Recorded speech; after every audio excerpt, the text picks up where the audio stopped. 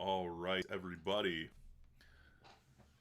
Thank you for tuning in to another episode of the Metal Blade live series. I'm here with my friend Brody Uttley. Oh, that way, Brody Uttley from Rivers of Nihil. How Hello. you doing, man? Good, man. How are you? Awesome, awesome. Happy Good to to hear. have made it through another week. Fucking did it. Yeah, dude. Fucking starting to go a little stir crazy here with all this quarantine business. Yeah, Um, it's been a while. Yeah, it's just a couple days. It's fine. Couple days, two, three Uh, days. we were just talking about getting slutty on a movie theater snacks before this started, and now I'm just like real Mm. hungry. I think is where I'm at. Yep. Butterfinger, Butterfinger Raisinets, BBs, dude. Fucking Butterfinger BBs. Bring them back, man. Let's bring them let's make this back. happen. All right, so diving right into it. Uh, so you obviously big topic that we have covered on this podcast live series chat thing is streaming. Oh yeah. I'm sure our viewers are tired to death of hearing me talk about streaming, but um, you were mentioned on the last podcast with Herman Lee about building streaming setup that kind of circumnavigates the need for like thousands and thousands of dollars of hardware and multiple computers and a bunch of different audio interfaces and shit like that. I'm not going to make you dive into it now, but how has streaming been for you with its ups and downs and its you know interesting challenges that it presents? Dude, I mean, it's been great. Um, I've had to there's a lot of trial and error when you're first starting anything. So, I mean, I've tried different formats. Most of what I've done so far is either production based or performance based. So like a lot of what I've done is more like mixing stuff, like opening up a session and mixing it like live on the stream.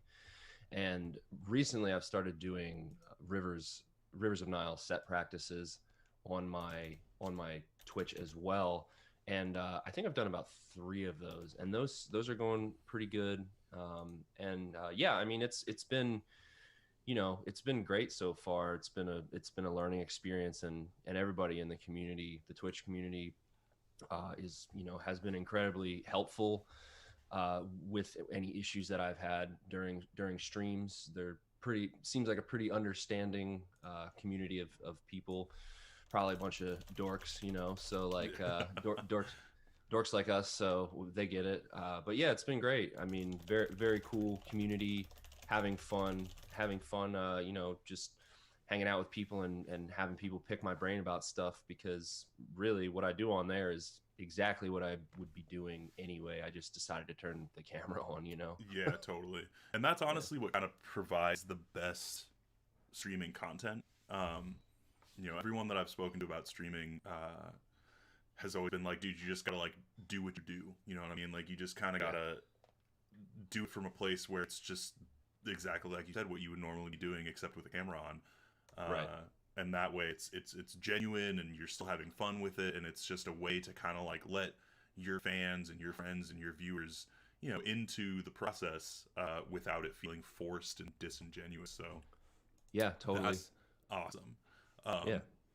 So I know you've been revisiting the production for Owls, Where the Owls Know My Name, your guys' last record, which has done, amazingly well for you.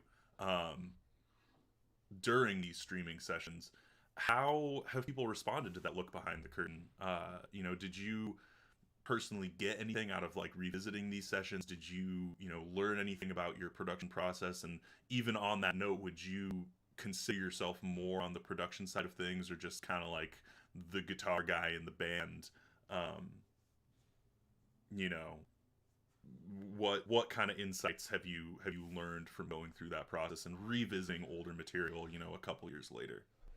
Yeah, yeah. So those streams that I've been doing, where I got the old pre-production project files for the pre-pro songs for Owls, kind of been re-examining re-examining those sessions, and it's been cool because I recorded, or well, I guess I wrote that stuff anywhere between 3 and or 2 and 4 years ago, depending on what song it is. And it's been kind of crazy getting to open up, a 4-year-old session and see where I was at on that day with my editing skills, my mixing skills. And it's been kind of cool because I'm the kind of guy who I tend to be pretty hard on myself with, me like feeling like I haven't made progress in certain areas, whether it's guitar or production or, just generally as a person. I tend to feel like I stagnate. But then when I get to look at stuff from 3 or 4 years ago, and I realize like, whoa, like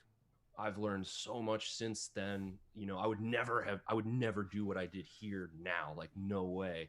And it's been cool getting to take those old pre-pro files and basically apply my current knowledge of production to those old files and really bring them up to current times. Like I mean, some of the tracking on it is a little sketchy just because they were pre-production tracks, but I mean the mixes, I've been having a great time just getting them to like smack real hard, just like getting those old mixes to pump. It's been cool. And it seems like, a lot of the people that watch those streams are sticking around for the entire duration. And I've been getting hit up by people asking like, oh, what song are you going to do next? My favorite song is Hollow or whatever. And are you doing that one tomorrow? And so like people have been pretty stoked on it.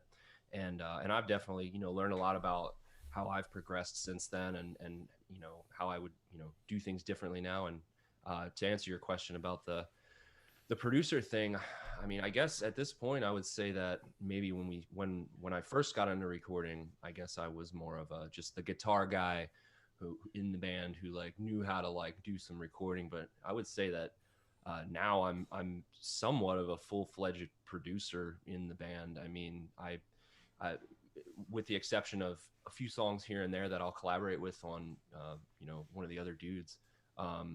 Most of the time I'll get like an idea completely demoed out musically, be like, here you guys go.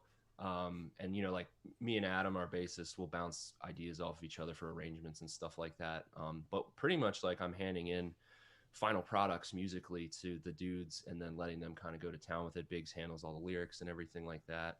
And so, yeah, I would say that, while I feel kind of silly, like calling myself like I'm a producer. Cause, like when I think of producers, I think of like, like Andy Sneap and stuff like that, Yeah.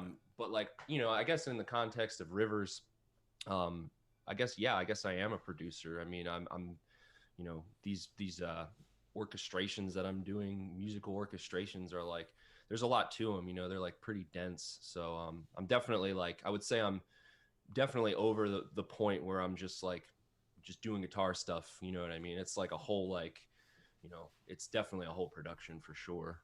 That's awesome, man. So, other question, I guess, when you send something out to the guys, because I know that like with a Legion, we are all over the country. You know what I mean? Like our writing process is totally remote. The only time that we're in the same room playing together is either right before a tour or right before hitting studio. Yeah.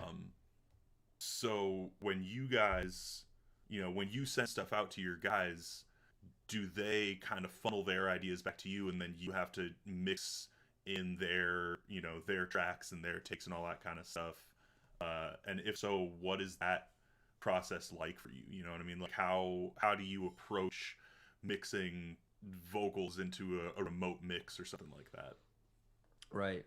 Yeah, so I guess before the current times, referring to COVID, of course, usually Adam, our bassist, and I would get together and he would like demo out all of his bass tracks, like, on the pre-production tracks. But since we have to do everything remotely now, because he moved to Richmond and, obviously like Jared lives in Reno and John lives on Long Island, so we're kind of all over the place as well. But usually Biggs and I would get together and kind of do stuff like that, where he would lay down scratch tracks along with me. But on this one, it's definitely been a thing like where I'll come up with something and then send it to the dudes, and then we'll end up like Skyping about it or something.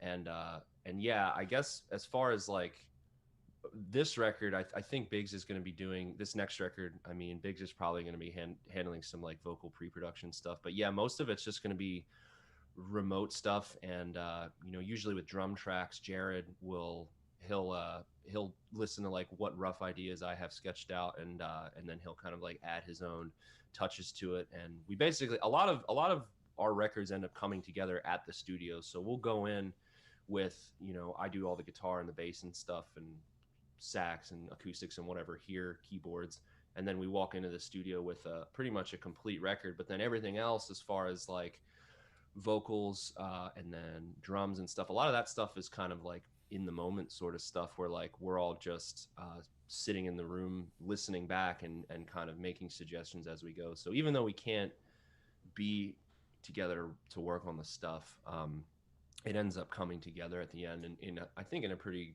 cool way, where everybody does get to like add their flavor to the song. And obviously, like, if there's something that I come up with that one of the other guys thinks is stupid, then I'm not the kind of guy who's like, well, I want this riff to be heard, like I'm not that guy. Like I definitely like welcome the criticism, because I think that's important. That's a very important part of my writing process, is criticism. Because I don't know, I think if you're just patting yourself on the back all the time and thinking it's everything that you do is super sick, and then when people tell you it's not, you get angry about it, like, man, maybe you should like look at it a little closer. Maybe they're right. I don't know. So yeah, I don't know. Our process it's probably not that different from other bands of the current age, but yeah, this, the current times even more so, because we can't be close to each other. So, Right. Yeah, it's funny that you say that about, taking criticism well. And a couple points that I wanted to elaborate on from what you were just saying is taking criticism well is super important for musicians. As you mentioned a little earlier, it's like we oftentimes are our own worst critic and look at, stuff we did. We're oftentimes just like, oh, we never progress. And, it's like, I feel like even when I learn something, it doesn't, show itself right away. And so I won't, feel like it's actual progress or that it's actually leading anywhere. But at the same time, there's so many musicians who feel that way. But then if you try to be like, hey, like maybe try this or something like that, they get all up in arms about it. So it's important, what I mean, to be able to take criticism, especially from people that that you respect, like your bandmates and other musicians that you work with. I try to live my life by a little motto when it comes to this kind of stuff. That's, don't take criticism from someone that you wouldn't take advice from. But on the other side of that token, it's like, do take criticism from someone that you would take advice from. You know what I mean? So it's an important thing to kind of drop those walls as a musician, to be able to absorb other people's artistic influence and use it to enhance your own and add to that progress that we sometimes feel like we don't see all the time. Yeah, for sure. So speaking of creativity, following your creative process where it leads, that's something that I notice is kind of few and far between in a lot of modern metal bands. It's like, I feel as soon as someone establishes a sound, they kind of just get like locked into it and start using it as like a template of, I really like this thing that I wrote, but it doesn't really fit with our style, and it doesn't really fit with what we're trying to do as this band and all this kind of stuff, rather than just kind of taking your creative process and having it lead you somewhere. Were you hesitant about any of that? Because obviously there was a pretty big change in sound and feel between your Owls and the record before that. Obviously it wasn't something that you were too hung up on, because we have the changes that we saw in the sound, and they're amazing, and it has contributed to your guys' most recent successes. But did you ever have that kind of thought process cross your mind when you were writing that record and adding new things like horns and those proggy sections, and making it a little bit less just like blast beats and riffs and all that kind of stuff? No, you know what? Because I'm pretty sure we were certain that everybody was going to hate it, so we just did whatever we wanted.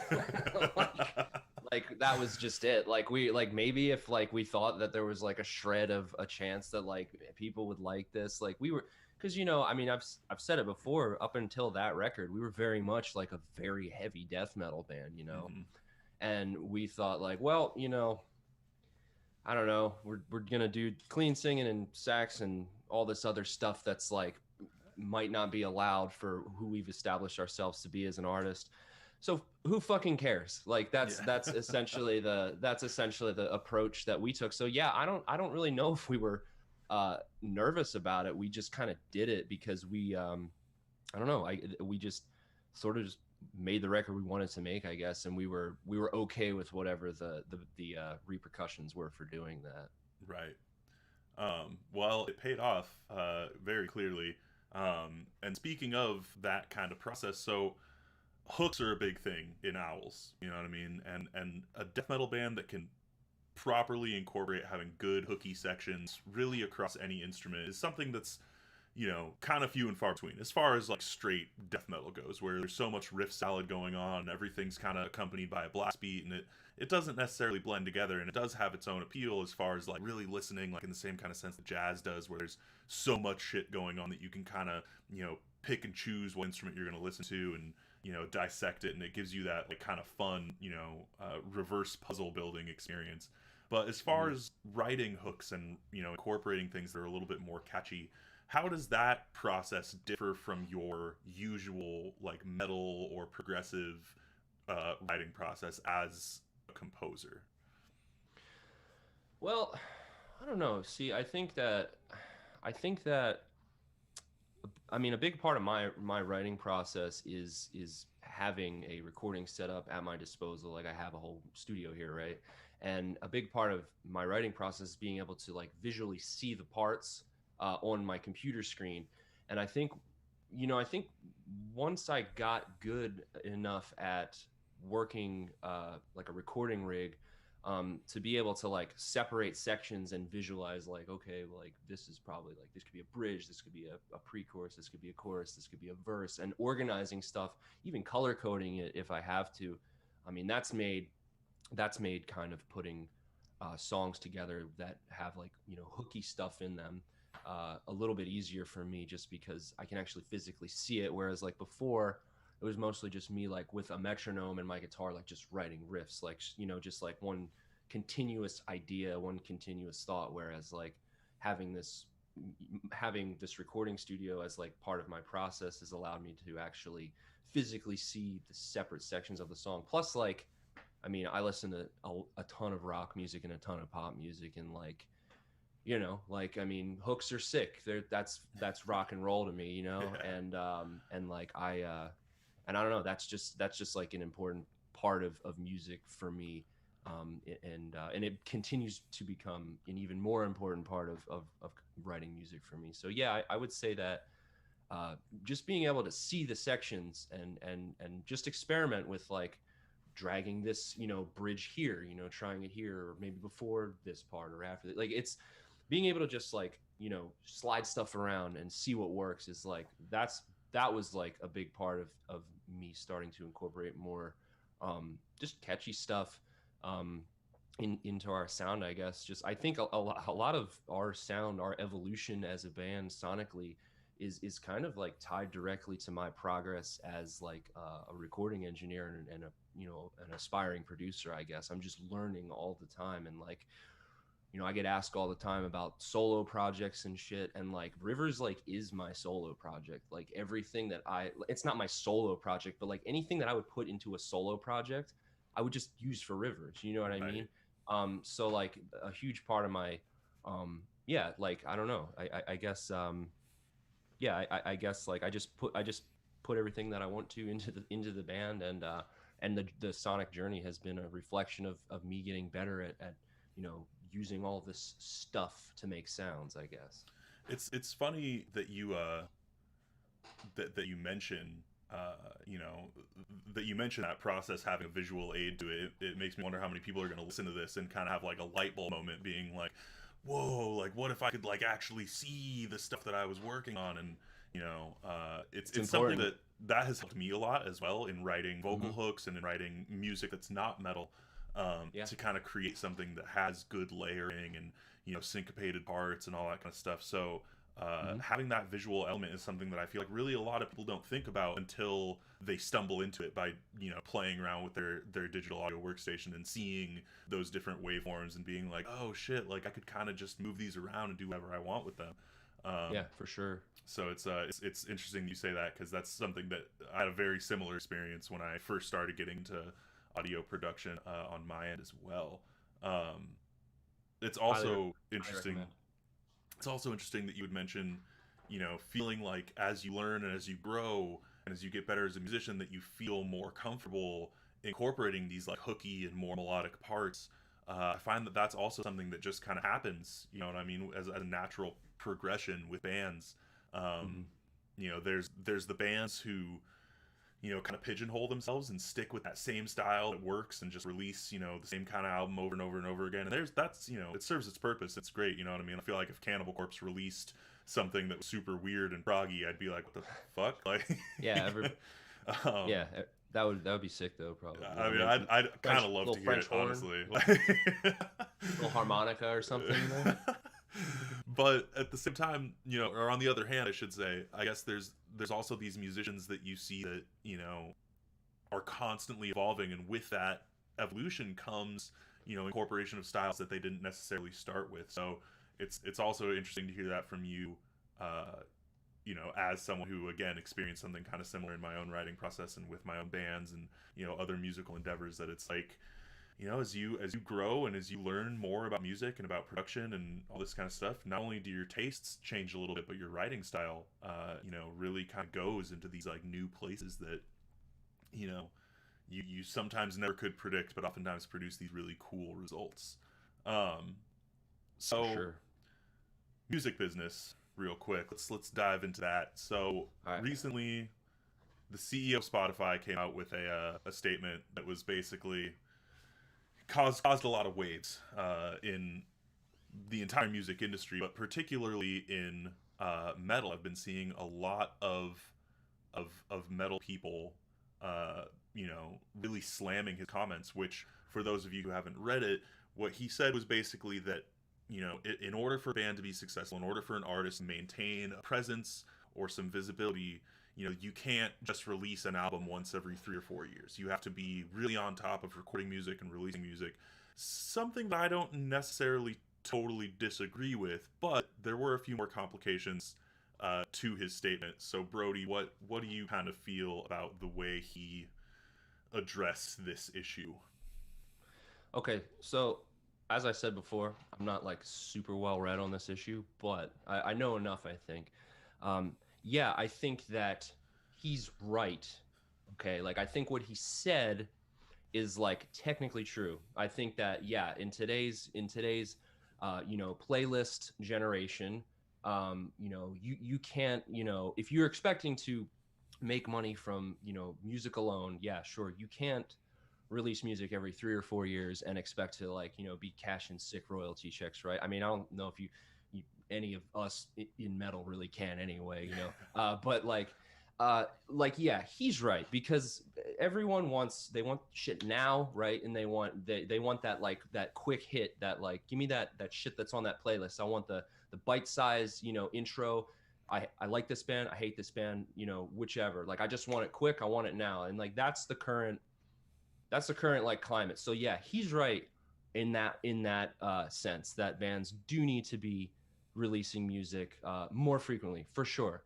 But fuck that guy, because he's a fucking billionaire, and at the end of the day, Spotify's a fucking business, and that's what they'll be until the end of time, right? Like they could say they care about, artists, all they want, and like sure, I'm sure they're like changing their business model to like accommodate, the future and like all this changing tides of the industry. But like straight up, at the end of the day, they're a business, okay? And like we're musicians, we're artists, like so at the end of the day, like there's the old battle of like the suits and the artists, and like Yeah. and it's gonna be that way forever, okay? Hmm. So like yeah, he's right, but fuck that guy, because he's a fucking billionaire, right? Yeah. So 100%. yeah, I hope that no one no one gets too upset about that. But Yeah. man, I don't know. I don't trust anybody that has a fucking $1 billion. You know what I mean? Like, Yeah. and let alone some dude who has $1 billion and is like commenting on like what like we should all be doing with our art. You know what I mean? Like, come on down, come hang out at band practice, dude. Let's see how you feel then. You know, like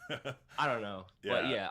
There's definitely Anyway, a disconnect for sure. There's definitely, and I think, a anyway, disconnect between his perspective and like the artist's perspective. The other thing is that I I have trouble thinking that metal as a genre even crossed his mind for a split second when he was no, writing those posts and those statements. Like this dude is focused on, the artists who release a song and then 24 hours later have 100 million plays on it, you know what I mean? Which is not metal.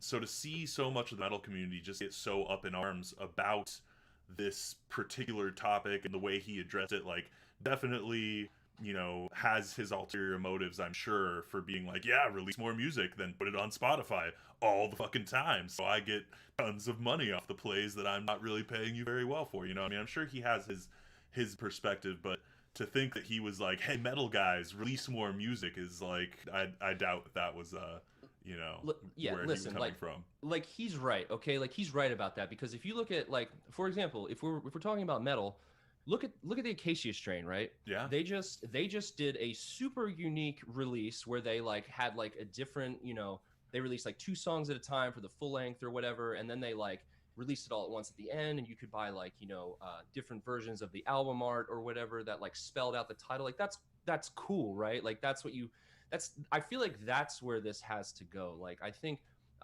we're just gonna have to start getting more creative with our releases because like if you look at I mean, like, I mean, Amir did it too.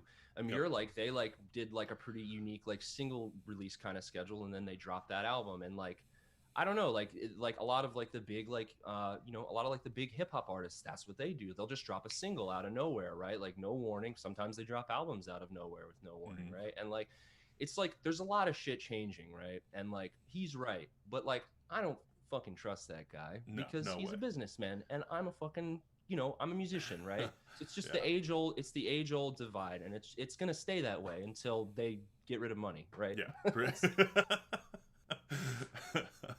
Absolutely. Singles, it's a good topic to bring up because I feel like a lot of people don't, they attach the word single with pop artists and hip hop artists, and a lot of metal guys are like, oh fuck that, I'm not gonna like release singles and stuff like that. But you look at bands, obviously not the most metal band on the metal spectrum. You look at a band like Dance Gavin Dance, right? They'll do like full on tours off of the merit of a single.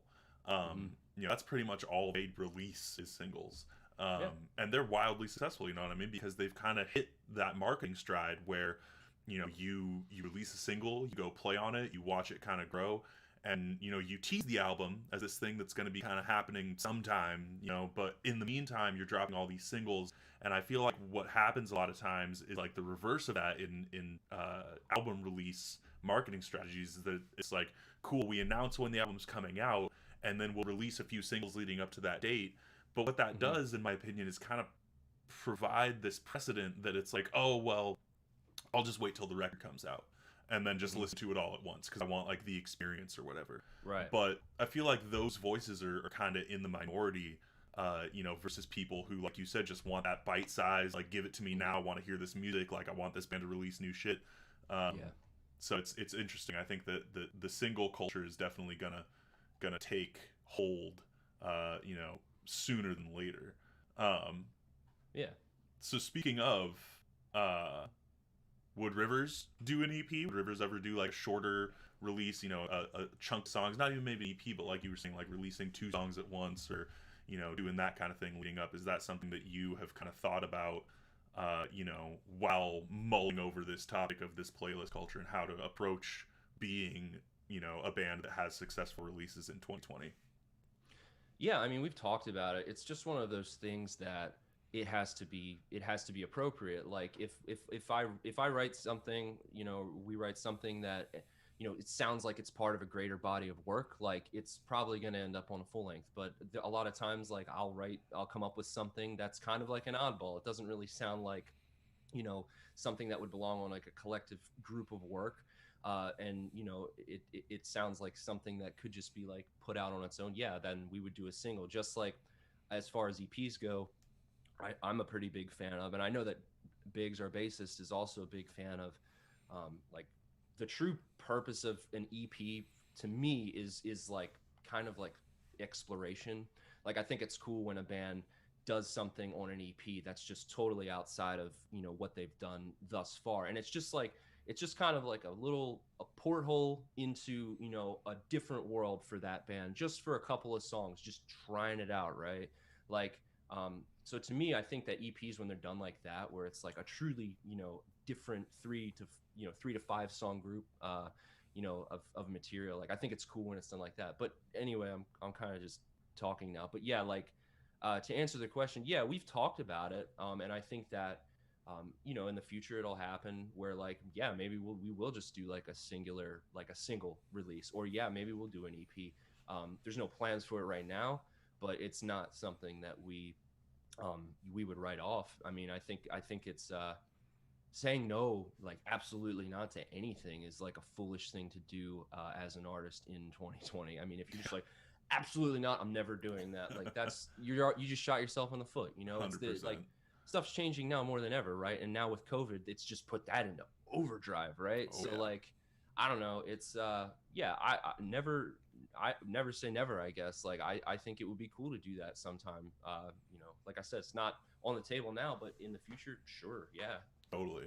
Well, I'm excited for that prospect, that idea of seeing some singles from Rivers, Hell yeah. creative release strategies. I Yeah. think if any band in the more death metal side of things were to do something like that, that you guys would be like such a fucking prime candidate to make something like that happen, and make it happen in a super sick way that would kind of set the path for other bands to like have an example of like, oh, like look what they did, like this is super cool, this is a really neat idea. So fucking Yeah, maybe. fingers crossed. Hell yeah.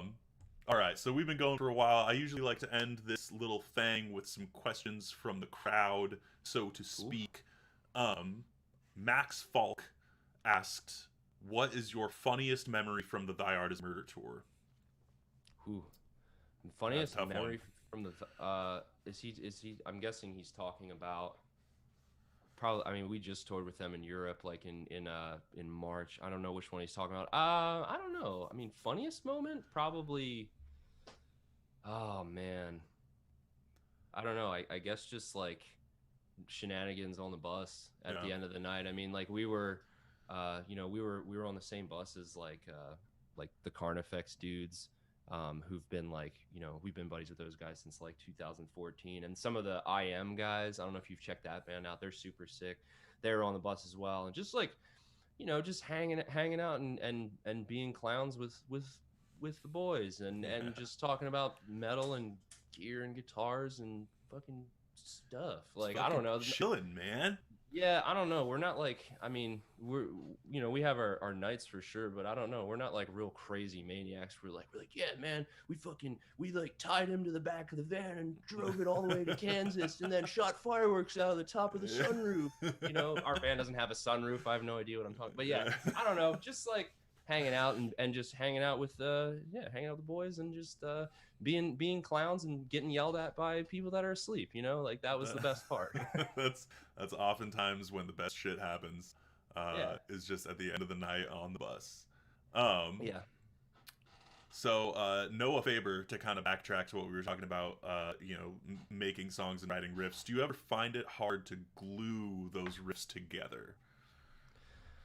Yeah, I mean, all the time, but luckily, there's a thing called delay and reverb that allow you to kind of smear things together. If you don't know what to do, you can kind of just sneak a little echo in there and make it seem like that was supposed to be that way. No, but yeah, I mean, it happens to me all the time. But I mean, here's the thing, like, about the way that I operate with writing is I have the studio set up here, and if I am having trouble coming up with like a transition between riffs, most of the time it's just like some little drum groove thing, like a little, something like that. And like I have not to go plug in companies or anything, but Tune Track, they make these little MIDI packs that like are just drum grooves. So like sometimes if I'm stuck on something and I don't know how to get from like one section to another, if it's a different time signature or different tempo or whatever, just try out some drum grooves and see if it if it like locks the stuff together, or sometimes it's a matter of like putting some spacey riff over top that's like panned kind of funny that distracts the listener for a second, and then boom, you're in the next part and they didn't even realize it happened.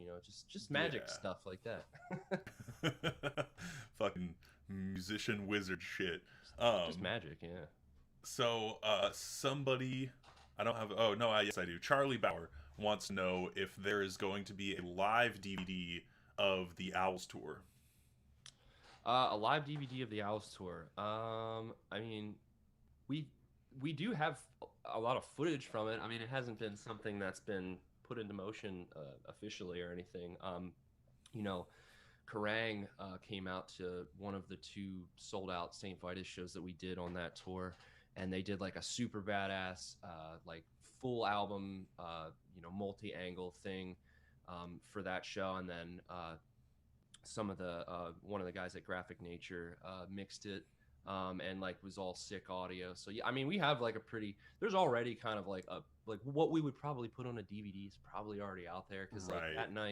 that night, those 2 nights at St. Vitus were like absolutely insane. And like there's no way that like we could, I mean, I'm not gonna say there's no way, but it would be difficult to release something in the future, maybe like down the road, but like yeah, for right now, probably not. Yeah. But maybe, hey, down the road, 10 years, little anniversary, something. Who knows? Maybe. Well, from what it sounds like, Charlie, go check out that Kerrang St. Vitus Yeah. Rivers show, because that sounds like the closest thing to a.